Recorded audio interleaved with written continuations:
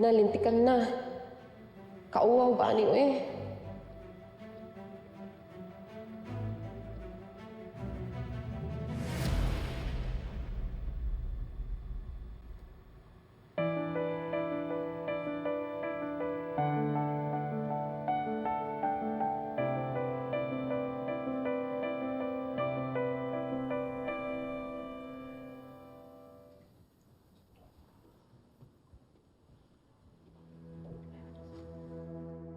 Edward? Why didn't you join us for breakfast kanina? Is everything all right? Nag-aalala ako, Ma. Pakiramdam ko, si Paolo, he's taking advantage of Marge.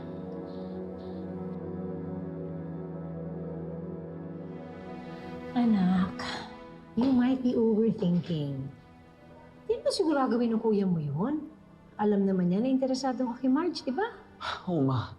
When did that ever stop Paolo? Edward, why don't you just give your kuya the benefit of the doubt? At mag-focus ka na lang sa kung paano mo liligawan si Marge pag uwi nila.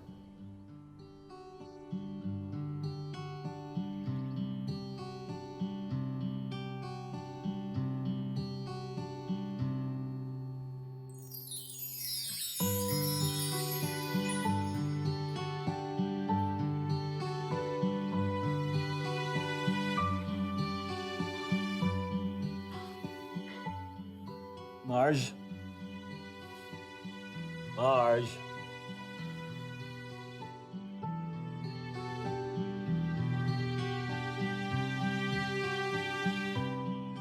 Marge?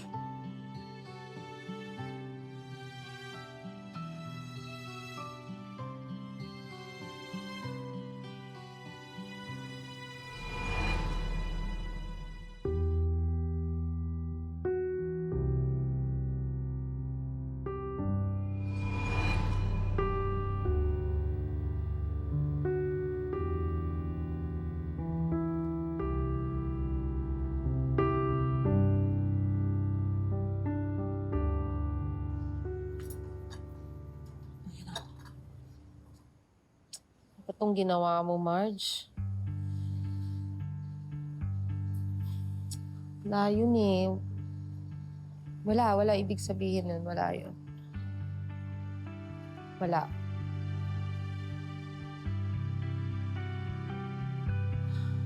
Ay, ambot sa imo ha. Ambot ni mo, dahil ambot mo sa to, malibuat. Hangover? Oo, masakit ang ulo ko.